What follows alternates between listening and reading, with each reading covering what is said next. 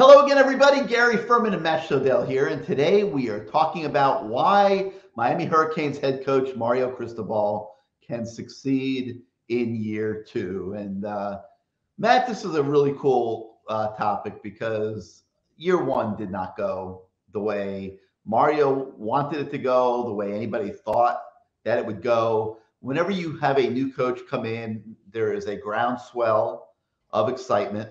And lots of times, I would say even most of the time, that creates an expectation level that might not really be grounded in reality. And Miami really struggled last year. And, you know, it's funny, I was looking at Athlon's preseason college football magazine. And in that magazine, they quote anonymous coaches talking about other teams. And the anonymous coach, whoever he is, because we don't know what school, we don't know anything about them, but made the comment that Miami really struggled last year at the line of scrimmage, and that this coach felt like that was the biggest factor in how average and poor the team played throughout the year. Well, lo and behold, the reason that I believe that Mario Cristobal can be successful in year two is because of the way that he has attacked the line of scrimmage. Particularly on the offensive side of the ball, when you look at the fortifications on the O-line, with Javion Cohen, with Matt Lee, with the two super freshmen, Samson Okinola, Francis Maigoa looking like he's going to start from day one of his career at Miami. This offensive line is going to have an entirely new look than what it had a year ago. And because of that, the offense is going to have an entirely new look. The running backs are going to have a chance to be more effective, I believe.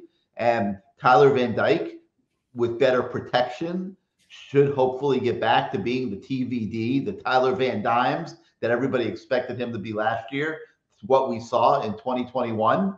And then you go onward from there, a couple injections at receiver, the hope that the guys there are coming back, the Colby Youngs, Jacoby Georges of the world. You can even throw Brashard Smith into that group if you want, will show up better in 2023 than they showed up in 2022. If it all comes together like it could, Miami could be a whole different football team in 2023. Matt, that's just the offensive side of the ball. I don't want to talk too much about the defense because I don't feel as bullish about the defense, but I think just the capability of scoring more points will make this a better team and allow Mario to have more success in year two. Your thoughts? I mean, why Mario can succeed. So you instantly go to wins and losses. Like that dictates a success. That doesn't dictate a success because really Mario can win 7 or 8 games. And some might see that as not a success, but it depends how you view success because, Mario's whole thing, right? And people don't realize this, but I'll just say it. Like how you do anything is how you do everything. You've heard that once in a while, right? Mario says it all the time. Yeah. I don't know if people think Mario made this up. I don't know if players have Googled it and tried to figure out if it's Mario Cristobal's, writing a book and this is the headline for it. But it's actually a Zen. It's Zen Buddhism. It's written by I don't know the guy's name, Simon something maybe, and it's about Zen Buddhism. And this is one of their perspectives. Is to treat everything in your life with a significant importance and not just say, okay, that's not important, but this isn't a big deal. I'll just skip that, but I'll do that. That's not the way to have a balanced life. And Mario has sort of taken, because the last thing you want in a football player is to have somebody who's Zen on the football field, right? You don't want guys just living their best lives and, let's have peace on the field with everybody and just flip a coin, we'll decide who wins. I don't want to hurt anybody, no. But this is the saying that Mario's come up with.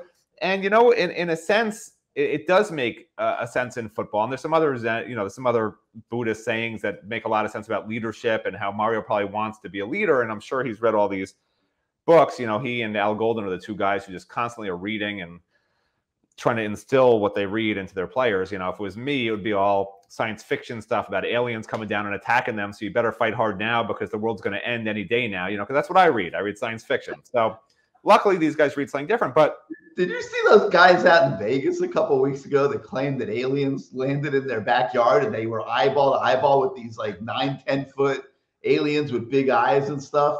I missed that. I missed that story. Yeah. But I totally believe it. I'm sure it's true.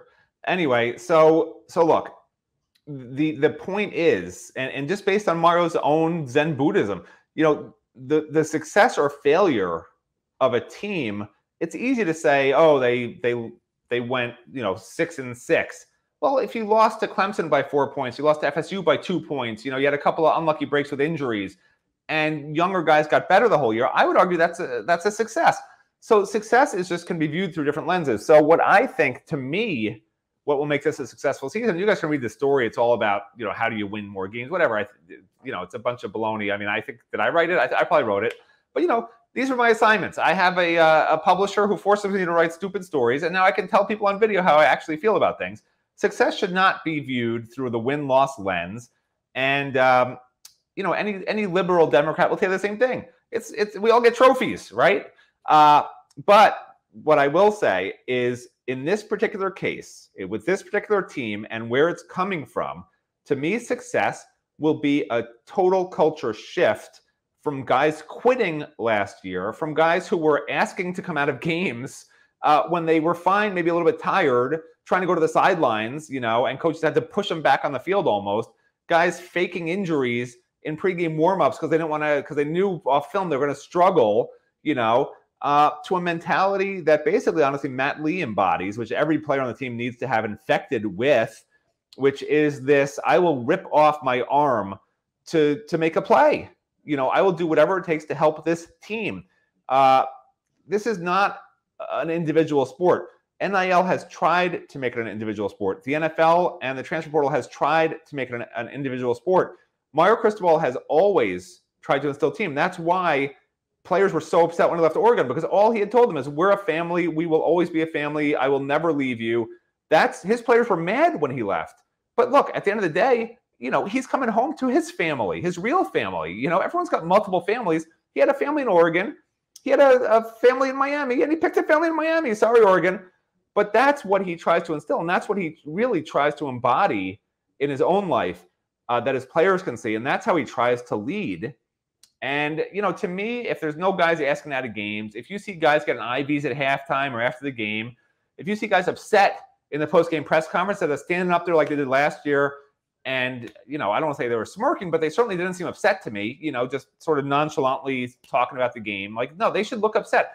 Like, back in the day when Miami lost a game, I mean, there was a cooling down period of whatever amount of minutes, but it would take a lot more time before you'd see a single Miami player come out of that locker room. And when the locker room was open and they lost a game, it was dead silence. There was nobody in that locker room that was okay with losing. And it just seems like now they lose 8 minutes later when they're allowed to. They go up on the podium and talk for 5 or 6 minutes about nonsense. None of them ever say, this will never happen again. None of them say, so-and-so player after the game reamed us out, that how this is unacceptable, blah, blah, blah, blah, blah. Everything now is so blasé and so politically correct. And God forbid you say something that you're not supposed to, that might be the SID upset with you. Oh, it's internal. Don't talk about the internal with the external. Like, enough of that. Like, let fans know. Like, this is the new culture at Miami. Mario was part of this team back when it was okay to say losing is unacceptable. Like, God forbid somebody says now, losing is unacceptable. If we lose another game, blah, blah, blah, blah, blah, blah, blah, we're going to be punished. We're going to be hazed. Hazing, you can't haze anymore. We're going to have to run up and down stairs at the stadium for 5 hours. God forbid. I mean, this is football. This is not a politically correct sport. It's like being gladiators back in the day. People would be murdered for sport. Okay? They killed people. I was a classics English double major. They killed people for sport. There were people lined up in the Coliseum to the point that, and this is true, they didn't want to miss a single moment, and they had little canals that run around the edge of the Coliseum, and people would just pee into the canals that would run the pee down into the street, okay? Nobody wanted to leave. Those, actually it was very similar. This is what the Orange Bowl restrooms were based on, the old Coliseum, I believe, those giant pig troughs. People would poop in bags and throw it over the edge of the Coliseum into the street. Like, that's how important it was to watch someone get massacred on a giant stage. And Miami's been getting massacred for 19 years. It's time for them to do some massacring of their own. I've been talking way too long, but I'm passionate about it because I just sort of hate that it just doesn't feel like the passion. Like the passion I have right now is more passion than I see from the team when they lose a game. They should be passionate about winning and not dispassionate about losing. You can look it up. Dispassionate is not the opposite of passionate, Gary. You can look it up. Well, listen, they've had a culture problem in the program. Mario doesn't just come in, snap his fingers, and the culture is fixed. Especially when you're bringing in so many guys out of the transfer portal, and they're 1-year loaners, and that's not the recipe for fixing a culture. I think the culture is going to be better here in year 2, and as we discuss this concept of can Mario Cristobal win in year 2. I guess in the story, we take a look at the track record. I mean, FIU is never a great measurement for Mario Cristobal. Okay. That program was a joke when it was taken over. I mean, their weight room was a closet, literally a closet. And don't anybody dispute that. I saw it with my own eyes. They had no football facility. They barely had practice fields. It was a program starting at square one. They also were on probation. So, they went 1-11 the first season. It was a total disaster, no question, at no fault of Mario's. Now, in year 2, with him having a little bit of ability to start changing the culture and start bringing in some better players, they improved 4 games to 5-7. Well, if the Miami Hurricanes improve 4 games, they'll go from 5-7 to 9 wins, 9-3, which I think everybody would be relatively happy with. So, he showed that. Now at Oregon, when he became the head coach, the Ducks went 9-4 in his first year after going 4 and 7 win campaigns prior to him becoming the head coach. They went 9-4. In his second year, they won 3 more games and went 12-2 and won the Pac-12. So he has shown that he can improve a program going from year 1 to year 2. Now, as you look at this Miami team, the roster has been very much transformed. A lot of departures. I think it's now 39 scholarship players sent packing out of the program. A large number of transfers have been added to the program, 26 in 18 months. That's incredible. It does not make Matt Shodell very happy to see that many transfers, but it has been a necessary beast in terms of overhauling the program and giving hope to this 2023 season, where I believe Mario Cristobal can start winning more. And you don't have to do a whole heck of a lot to do better than 5 wins. Vegas has set the over-under to 7.5.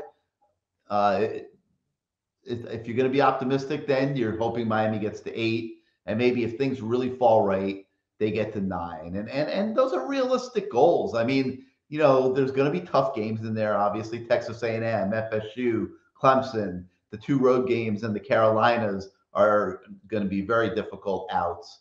But if this football team progressively gets better, if they get some quality play on the defensive line, if Francisco Maigoa stays healthy and somebody helps him, you got plenty of cornerbacks for somebody to step up, 1 or 2 guys to step up and have good years. You're supposed to have one of the best safety tandems in the country. If it all comes together, this can be a very competitive football team, Matt. And I'm not going to sit here and predict championships or anything. I mean, I've seen predictions where they're like the 4th or 5th best team in the ACC. Maybe they can be a little bit better than that. We'll see. But I do think that Mario Cristobal can win more in year 2, kind of along the lines of his previous stops, where he shows improvement in his second season. Yeah, again, this is stories about success, but yeah, certainly they should be better, and that should be reflected in wins and losses. I think 8 wins is a reasonable expectation, just given the roster holes, the amount of players, 40 new players this year, 26 true freshmen, 14 transfer arrivals. That's half your roster. So you have 40 new arrivals. I mean, it's hard to expect anything amazing, although, there are certainly examples, Michigan State recently and things like that, where, when you bring in a bunch of transfers, sometimes it does work out. And but again, you can see with Michigan State, like that can be short-lived. That's the problem with the transfer portal. You can't live on it long term. So Mario's hoping to fix stuff on a short-term basis in the roster with the portal while building for the long term with recruiting. It's a Frankensteinian experiment, and maybe it'll create a four-headed monster that'll win national championships. I don't know. Well, Avalon Sports, which I've mentioned, they do a pretty good job of forecasting the season, and they took a shot at projecting the order of finish in the ACC. They made Florida State #1, predicting an 11-2 record, Clemson #2, predicting a 10-3 record, North Carolina #3, predicting an 8-4, 5-3 record, and Miami #4, predicting an 8-4, 5-3 record. Miami plays Florida State, Clemson, and North Carolina. So, maybe if you win one of those three, you're sitting there and you can get to 8-4. And is 8-4, Matt, Mario Cristobal winning in year 2? I mean, yeah.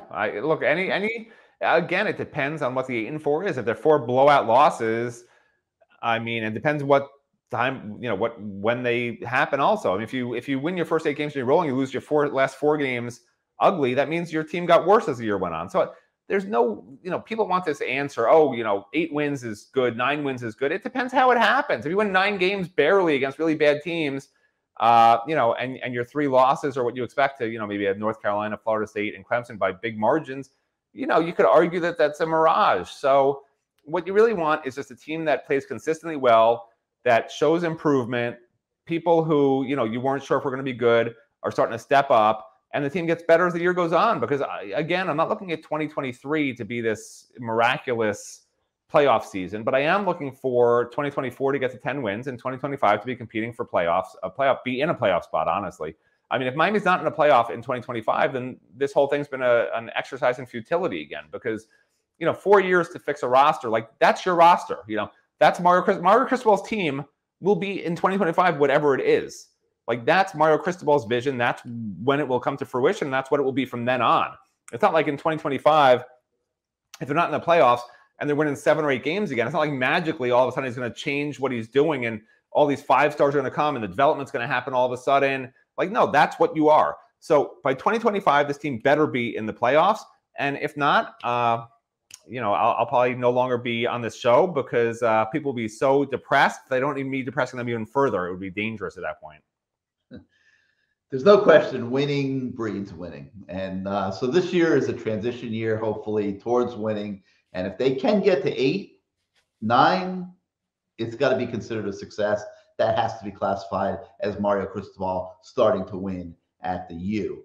If you like this show, like this channel, hit your subscribe button, hit your like button. It helps us with the algorithms at YouTube and growing our audience. And more so than anything, everybody, if you are not yet a subscriber to CaneSport.com, please come join our community, join our website.